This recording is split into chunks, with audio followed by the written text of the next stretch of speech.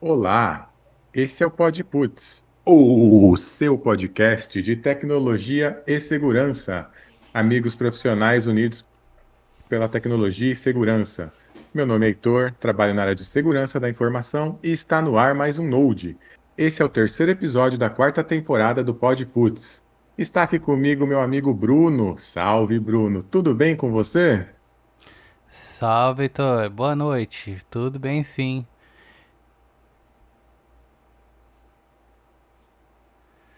Boa, Bruno. Bruno, você já viu aqueles canais que o cara fala, tô aqui com a minha tech t-shirt? Não é propaganda, mas hoje eu tô com uma tech t-shirt. Olha que interessante. Oh, que nível, hein? É só uma piadinha aí para esses canais. Se alguém quiser patrocinar a gente, eu falo da marca, tá? Seguindo aqui, boa, Bruno. Amigos, abram Windows, mas fechem as portas que o Node está no ar. Só para recapitular, Bruno, por que que chama Node nosso episódio? Então, os nodes são os nós da rede. Cada equipamento que é ligado um no outro, ele cria um nó, e esse nó é chamado de node. Então nós optamos por isso, por dar o nome dos nossos episódios de nodes, porque cada episódio é um nó que vai ligando todo o podcast. Eu já sabia, eu perguntei só para os nossos queridos ouvintes também saberem. Você viu que atencioso? Com certeza. Recapitulando aqui a nossa quarta temporada, primeiro a gente falou sobre as tendências de 2025. Depois nós falamos sobre o que não muda em tecnologia e segurança no segundo episódio. Nós trouxemos algumas coisas que vão continuar sendo o mesmo de sempre. Hoje, nós vamos tentar trazer algumas analogias para explicar os conceitos de tecnologia e segurança. Na nossa área, a gente tem que ter o skill de comunicação. Nós temos que falar tanto com analistas altamente técnicos, como com diretores que às vezes podem não ter tanta intimidade com a tecnologia, com a segurança em si. Para cada público, a gente tem que adaptar o discurso. Então, você que ainda não é um guru da área, está ouvindo, você vai poder aprender alguns conceitos de forma mais didática. Já você que está ouvindo, é o mestre do universo da TI, pode ser que você escute alguma analogia útil para falar com aquele executivo da alta direção que bate no monitor, ele grita para chamar o menino do suporte porque travou tudo. Aí o menino do suporte chega lá, é só a pilha do mouse que tinha acabado, né? Mas beleza. Bora lá, Bruno? Bora, bah, que exemplo, hein? Pô, e pior que assim, ó. É raro, mas acontece com frequência. Então, É raro, mas acontece muito. Heitor. Mas vamos começar essa desde já. Assim, eu quero deixar claro que tudo que a gente vai falar aqui não é porque a gente está medindo ou não a inteligência de alguém, ou tentando dizer algo desse tipo. Mas é que assim, ó, muitas vezes, como o Heitor citou, a gente se depara com situações que parece que a gente está falando grego para as pessoas. Nem todo mundo entende de informática para entender o tecniquez. Então, para não acabar, na verdade, numa situação muito constrangedora, a gente prefere elucidar. Vamos usar o que a gente vai seguir agora adiante. A gente prefere usar analogias para que a pessoa entenda o que nós estamos falando e consiga saber do que a gente está tentando explicar para ela. É isso aí. Para começar, Bruno, tem uma clássica aqui que é fácil de entender. Nós temos o IDS e o IPS. O IDS é Intrusion Detection System, ou seja, é um sistema que detecta intrusão. Já o IPS é Intrusion Prevention System. Nós podemos chamar de sistema de prevenção de intrusão. Aí, para não esquecer, que é parecida a sigla, né? Você pode pensar o seguinte: o IDS é o pincher que avisa latindo, e o IPS é o Rottweiler que resolve mordendo. O pincher, ele não ataca, ele fica latindo sem parar quando percebe que algo está errado. Tu não Já o tem pincher, né, Rottweiler, tipo Heitor? aquele cão de guarda treinado, não, não tenho. Eu sei que ele é pequeno e bravo. É, ele ataca. Cara, Tá, vamos considerar eles um são desse pincher que foi tamanhozinho assim, ó. treinado só para latir aqui nesse exemplo. Olha, ele cabe até na câmera, de tão pequenininho que eles são. Mas vai botar o dedãozinho ali pra te ver. Tá, vamos usar um cachorro, então, pequeno e barulhento como Segue exemplo, a que não analogia, seja o né? pincher. E o outro é o Rottweiler. Pode ser um outro cachorro bravo e grande. Qual que é a diferença? Um, ele só avisa e o outro, ele resolve, ele toma uma ação. Com Então, o certeza. IPS, ele chega a resolver o problema. Bruno, tirando o fato aí de eu não ser um especialista em pincher, você já tinha pensado por esse lado? Não, sim, eu lembro que tu já usou essa analogia e eu acho ela muito boa. Claro, o Pincher, eu estou brincando que ele ataca, mas realmente, assim, o Pincher, aqueles cachorrinhos pequenininhos, não só Pincher, Chihuahua, outros desse tipo, eles são muito barulhentos. E eu acho isso o melhor exemplo que tu tem. Eles realmente, eles avisam. Eles ficam ali latindo, eles se mostram, mas aí tu olha ali pequenininho, tu não dá o devido medo. Agora, quando tu olha o Rottweiler, tu vai ter medo. Por isso que eu acho que a tua analogia é muito boa, Heitor. Sim. Então, agora deixa eu trazer uma minha. Assim, como todo mundo que nos escuta, sabe que diferente do meu colega, esse Google humano aí da Cyber chamado Heitor, eu já segui uma área que é mais a parte de field service, que é aquela parte de campo. Eu gosto do que a gente chama de campo, que é estar ali, tratar com o usuário final, lidar com os outros times, resolver problemas. Eu sei que todo mundo tem que resolver problemas, mas eu gosto desse esse problema que vem do usuário, de resolver e chegar para os usuários assim, ó, tá aqui a tua solução. Bom, e depois dessa explanação, vamos trazer a minha primeira analogia. Eu, pelo menos, eu gosto de usar ela, tá? Assim, quando eu preciso explicar alguma coisa nesse sentido, eu sempre explico desse modo. Pensa assim, você que nos ouve. Pensa que tu tem um carro. Aí furou o pneu do teu carro. Então, quando fura o pneu do teu carro, é algo muito sério? Assim, gravíssimo. Tu vai ter que levar correndo pro mecânico?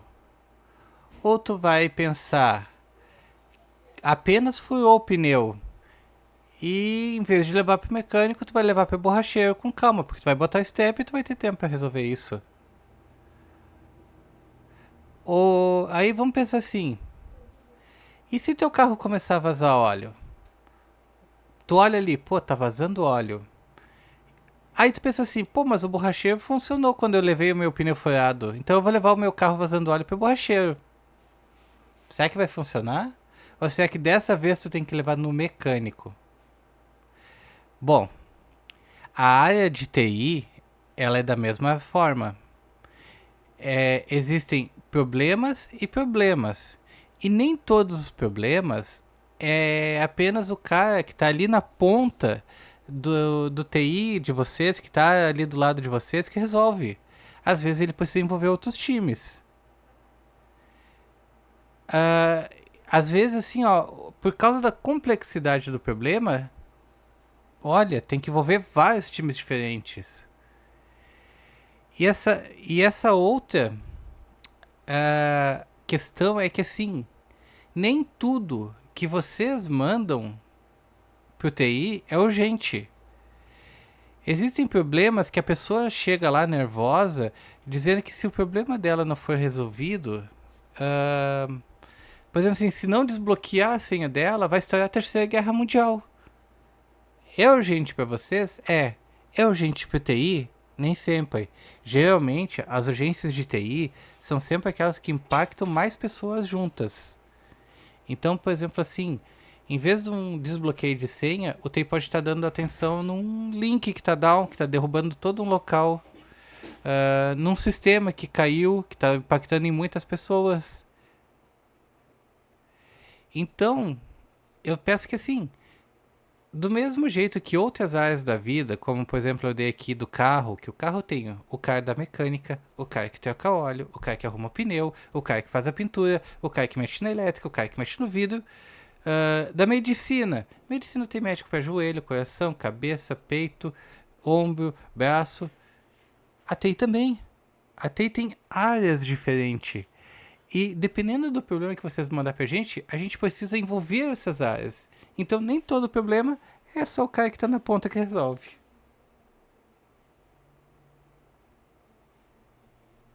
Pô, Bruno, achei que o menino do suporte resolvia até goteira do teto, não é assim, não? Não, não é, infelizmente.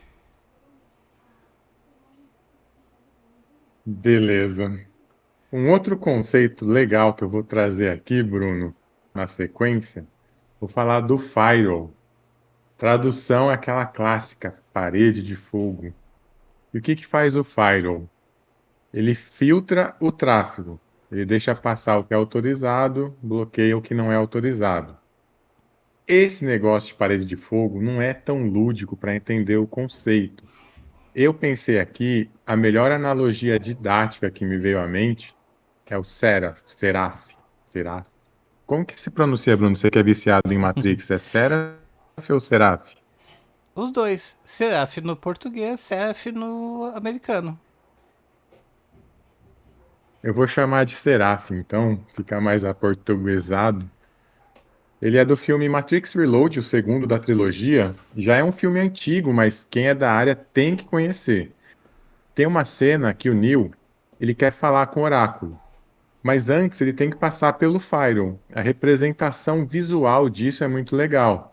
Eu vou dividir aqui em partes. Primeiro, tem a autenticação, antes do acesso. O Seraph ele luta com o Neo para validar a sua identidade antes de conceder o acesso ao oráculo. Segundo, ele faz a filtragem de ameaças. Os firewalls ele bloqueiam tráfego malicioso. Não adianta falar, eu sou o Neo, deixa eu passar, eu sou seu amigo, sou bonzinho. O firewall, nesse caso o Seraph, ele impede que os agentes hostis eles se aproximem da oráculo. Terceiro, tem a inspeção antes da comunicação. Os firewalls, eles inspecionam pacotes antes de repassá-los. O Seraph, ele lê o Neo por meio do combate antes de deixar ele passar. Ele sabe que o Neo é poderoso, ele sabe que o Neo tem muito potencial, se fosse um agente malicioso, estava ferrado, mas depois de todo o processo que é representado pela luta, ele percebe que se trata de um pacote legítimo, tem intenções legítimas. Então, meus amigos, quando vocês forem pensar em firewall, em vez de imaginar uma parede de fogo, pensa num oriental praticando artes marciais, igual no filme Matrix, que faz muito mais sentido. Faz mesmo. Bruno, é muita nerdice isso ou faz sentido mesmo? Não, perfeita analogia, Heitor. Faz muito sentido. Bah, olha, ótima explicação do que é um file. Bom, seguindo agora, deixa eu trazer outra. É... Antes dessa, Heitor, antes dessa, deixa eu trazer uma rapidinha, bem curta, mas assim, que eu já expliquei para algumas pessoas no trabalho e elas concordaram. Eu acho que essa analogia ela é perfeita, assim, ó, para todas as áreas de trabalho. E eu acho que até tu também já deve ter passado por alguma situação que tu precisou ter a diferenciação. Tu sabe a diferença de urgência e emergência? Urgência e emergência, não. Então, o cara que me explicou, vamos dizer assim, ó, ele me explicou com uma certa forma, que eu não vou repetir exatamente da mesma forma aqui, porque senão o nível vai nos dar tchau e vai sair pela porta. Então vamos explicar de uma forma mais didática. Pensa assim, ó, tu tá tu tá num shopping e tu é acometido por aquela violenta dor de barriga e tu precisa urgentemente ir a um banheiro. Nesse momento, tu tem uma urgência. Se tu conseguir chegar no banheiro, ok.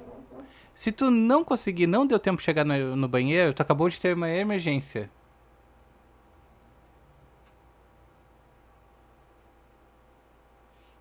Nunca mais esqueci. Hum, A urgência é antes do acontecido, a emergência é pós-acontecido. entendi. Você me fez lembrar da diferença de crise para desastre. Você sabe qual que é a diferença? Qual? A crise é quando a sua sogra vai te visitar. E o desastre é quando ela chega com duas malas grandes na mão. É brincadeira, viu, É gente? brincadeira, mas é efetiva. É Tu que não já me esquece. falaram isso, eu só tô repassando. É, para você não esquecer, né? Bem lúdico. Bom, vamos seguir com o tema. Ah, você que está nos ouvindo, pensa assim. Imagina que a internet é uma cidade, cheia de ruas, prédios, lojas, escolas, até parques. Cada lugar dessa cidade é um site, uma aplicação, um computador. E como qualquer cidade, cada lugar desse precisa ter um endereço único. No caso, na cidade para as pessoas, na internet para os dados, para eles saberem para onde vão. Esse endereço único é chamado IP. Agora, pensa que como se fosse um computador nessa cidade. A tua casa é um computador. Pensa assim, ó, tu foi lá no iFood e selecionou que tu quer uma pizza. O entregador, ele tem que saber o teu endereço para poder chegar até a tua casa. E para isso tu tem que fornecer o teu IP. A mesma coisa do computador. O computador quer acessar um site. Ele tem que ter um IP para que o site te devolva aquilo que tu quer pro teu computador e não pro computador do lado. Ahn, Aí você imagina assim, ó. Pensa que a internet, ela é o correio. Todo o sistema de correio. Então, tu chega lá no correio, tu larga a tua carta tem que, como padrãozinho, ela tem que estar com o endereço de quem manda e com o endereço de quem recebe. Por quê? Porque a carta tem que chegar lá e se a pessoa quiser responder, ela tem que ter o endereço de volta. E o correio sempre valida isso. E a internet é isso. Aí, por exemplo, assim, nos computadores, o computador quando manda o sinal, ele tem o IP para onde ele vai e o IP da onde ele está saindo. Quando aquele que foi recebeu, ele dá a resposta. E aí tem que ter o IP de volta para chegar no mesmo endereço. Então, pensa sempre assim: o IP da tua máquina é o endereço da tua casa nessa vastíssima cidade chamada internet. Sem ele, os seus dados saem sem endereço para onde vão ou de onde vêm.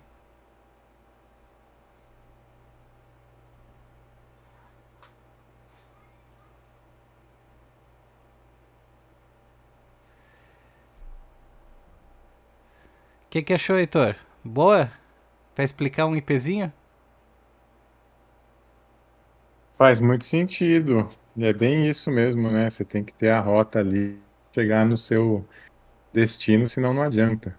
E eu não sei aí no sul, mas aqui em São Paulo a gente só vai de Waze. Depois que inventaram o GPS, a gente não sabe em nenhum lugar sem ele, viu, Bruno? É bom que ele atalha, né? Ele não pega rotas pesadas. Sim. Seguindo aqui, Bruno, agora eu vou falar de WAF. Eu comecei falando de cachorro, agora estou falando do latido, né? Mas não é isso não. O que quer dizer WAF? É Web Application Firewall. O firewall a gente já falou, né? Esse é um firewall específico para aplicações web. Então, novamente, esquece a tal da parede de fogo, vamos pensar em algo mais apropriado. Pense em um segurança de uma balada. O segurança, ele não pode deixar alguém caindo de bêbado entrar. O segurança não pode deixar alguém armado entrar.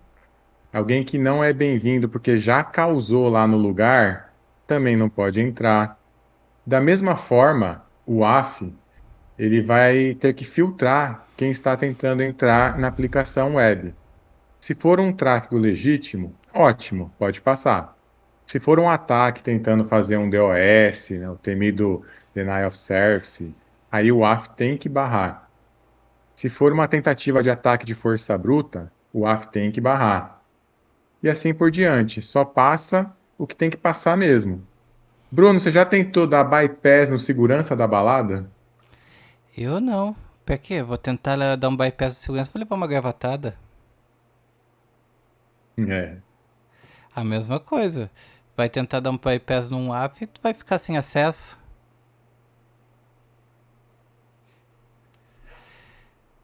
Então, agora deixa eu seguir.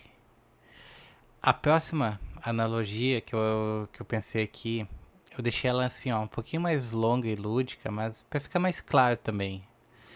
Mas toda vez que eu explico assim para as pessoas o porquê que elas têm que registrar o chamado, eu vou dizer assim, ó, imagina que a equipe que dá o suporte para vocês, independente de onde vocês estão, é como uma central de atendimento de um grande hospital.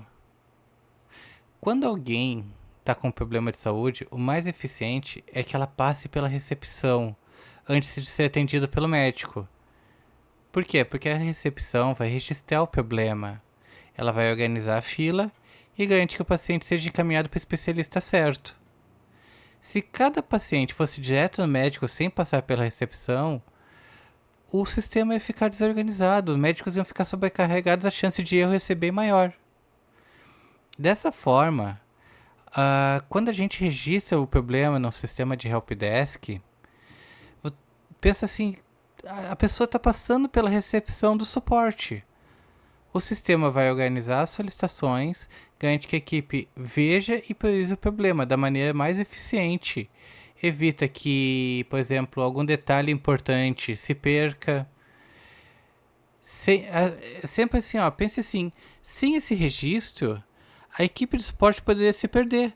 Porque se 50 pessoas chamar junto, o cara vai tentar responder, mas ele pode responder 49, ele vai esquecer uma. E essa uma vai ficar magoada, porque ela não foi atendida. Agora, se as 50 registraram, tá ali registrado. Por mais que ele responda 49, vai ficar um em aberto e ele vai resolver. Além disso, vamos pensar assim, o sistema de helpdesk ele também funciona como um histórico médico, onde a equipe pode olhar rapidamente os problemas que ocorreu anterior e ter uma visão mais clara do que já foi resolvido, do que precisa de mais atenção. Isso torna o atendimento mais rápido. Por exemplo, assim, vocês tiveram um problema ah, no HD do equipamento. Esse HD foi corrigido. Aí vocês têm um segundo problema. O computador está lento. Se a pessoa vê que o HD já foi corrigido, ela não vai questionar isso de novo. Ela já vai pensar em outro problema. Então, tendo esses registros, a gente já faz uma tratativa ainda mais eficiente. Então, gente, pensa sempre assim: ao registrar seus problemas corretamente no sistema, além de ser bom para vocês, vocês ajudam a equipe a ser mais eficiente, ter um melhor controle e no final, sim, resolver as questões de maneira mais rápida e eficaz.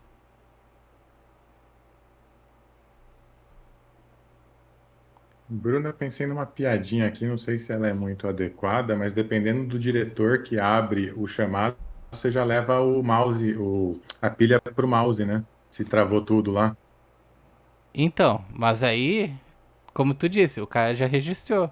Aí a gente leva a pilha correndo mesmo.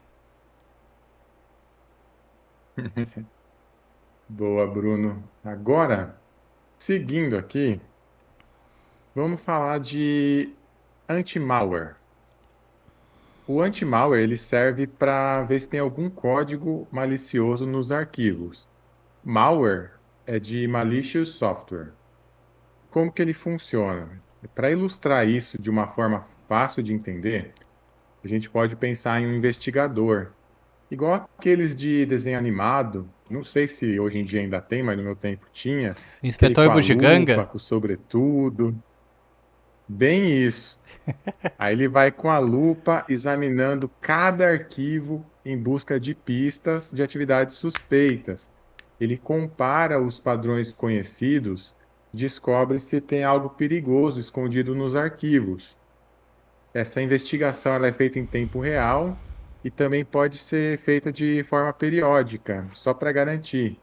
Tem ali a tarefa agendada para rodar de vez em quando, né? Quando ele acha alguma coisa, ele manda um ahá! Olha o perigo aqui. Quando tá tudo bem, ele continua procurando. Essa é boa de lembrar, né, Bruno? Quando ele acha o que que ele manda? Ahá! É muito boa essa, Heitor. Então, já que o Heitor falou do anti-malware, já que ele falou do risco de um malware, o que, que causa no seu computador, deixa eu trazer mais uma aqui que completa do Heitor. Vamos falar um pouquinho da questão do backup. Já fizeram o backup hoje? Aê, eu tava esperando o Heitor largar a frase antes de continuar. Pensa assim, pensa que tu tem um diário pessoal, onde tu anota todas as coisas importantes da vida. Teus planos, tuas ideias, fotos, lembranças. Esse diário é super valioso para ti, certo? Agora pensa que tu guarda o diário em um lugar onde pode acontecer algum imprevisto, como por exemplo uma tempestade, um acidente, um furto. Se por acaso o diário for perdido ou danificado, todas aquelas memórias e informações se vão e tu não tem como recuperar. Então, o backup é como se tu fizesse uma cópia de segurança daquele diário. Em vez de manter tudo em um único local vulnerável, tu faz uma versão extra e guarda num local seguro, como uma caixa de segurança, ou até hoje em dia na nuvem. Dessa forma, se algo acontecer com o original, tu vai lá, pega a cópia de segurança e tá tudo ali.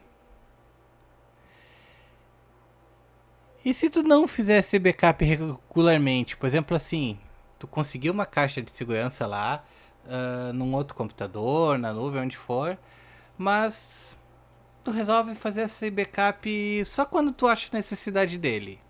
Tu não tem uma regularidade. O que isso aqui acontece? Bom, pensa assim, ó. É como se tu confiasse que o diário não seria perdido ou danificado naquele momento ali que tu tá achando. É uma aposta arriscada. Quanto mais frequente o backup, mais atualizada tá essa cópia. Por exemplo, assim, tu escreveu no teu diário por uma semana, beleza. Aí tu não fez aquela cópia. Aí tu escreveu por mais uma semana. Aí, vamos dizer, o diário sumiu. Tu perdeu aquela informação de 2 semanas. Então, vamos lá. Portanto, contudo, entretanto, todavia. Fazer o backup com frequência, eu acho que assim, ó, é como tu ter uma versão, essa, desse diário pessoal que a gente estava falando, sempre em um local seguro. E se tu fizer ela com a regularidade certa, se tiver qualquer imprevisto que acontecer, tu vai poder voltar a tua cópia de segurança, recuperar tudo que pra ti é valioso sem grandes prejuízos.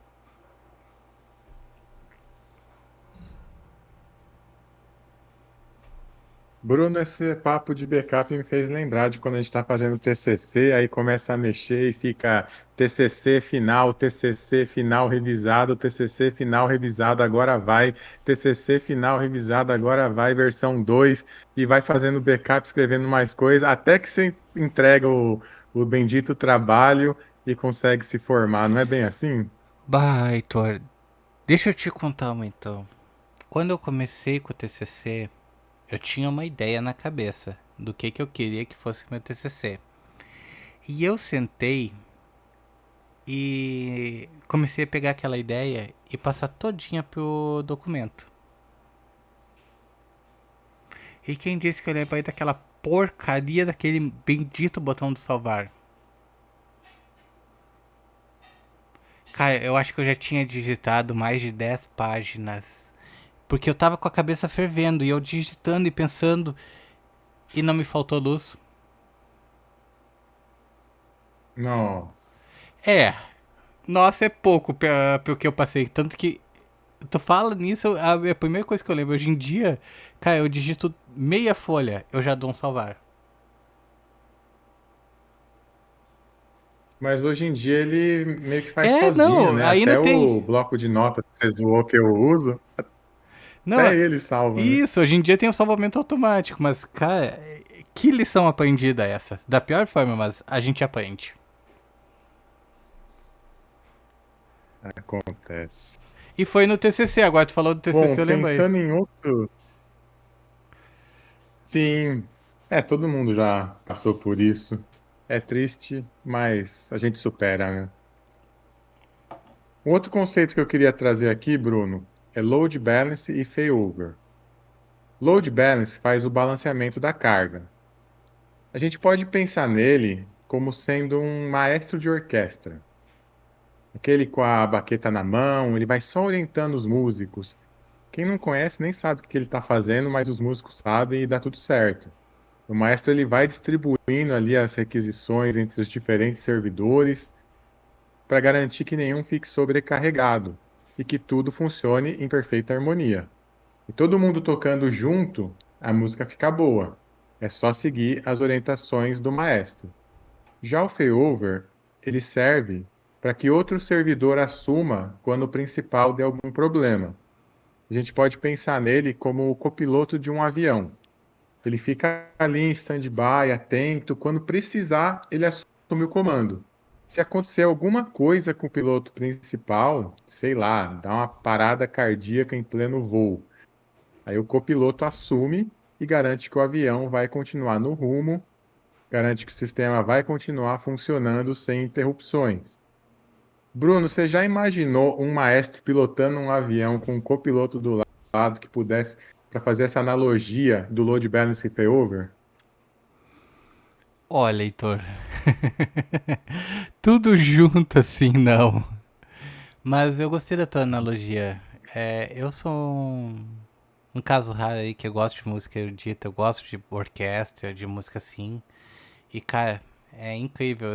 O load balance que os maestros fazem, uma mãozinha pra cá, uma mãozinha pra lá e tudo funciona. É que nem o load balance mesmo, realmente.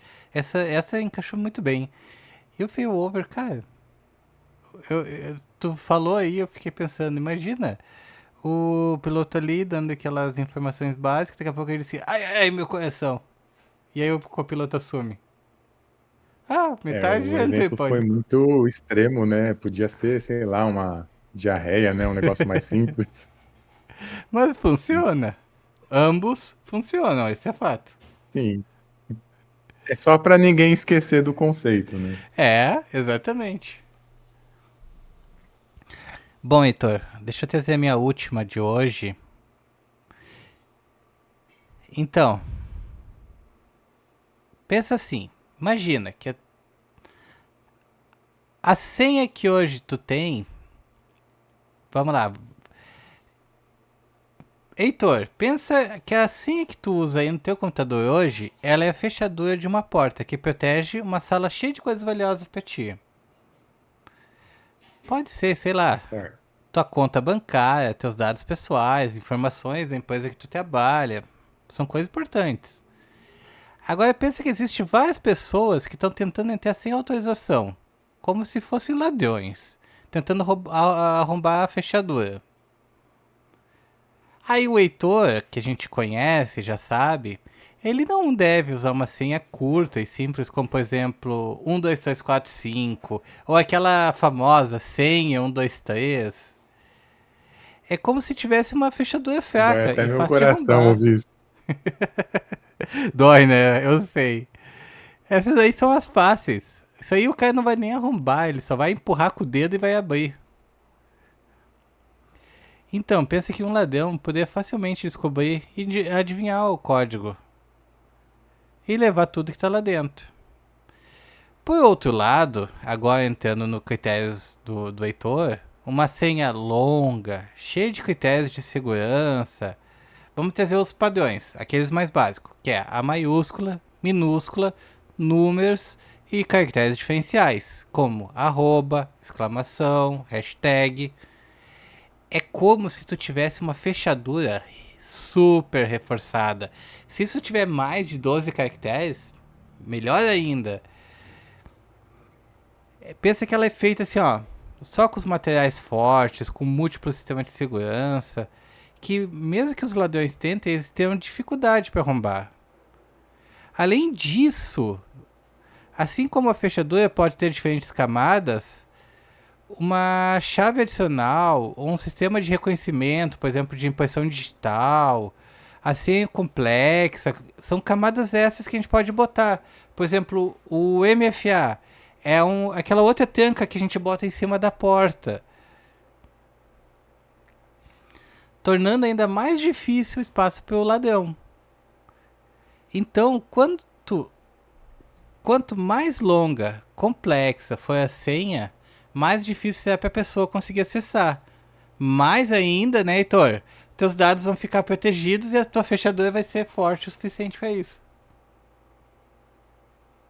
Boa, esperamos que todos sigam essa lição valiosa que o Bruno acabou de deixar. Vale a pena. Bruno, a gente podia ficar horas aqui fazendo essas analogias, mas eu acredito que por hoje esteja bom. Se nossos queridos ouvintes gostarem desse tipo de conteúdo, a gente pode pensar em mais coisas para trazer no futuro.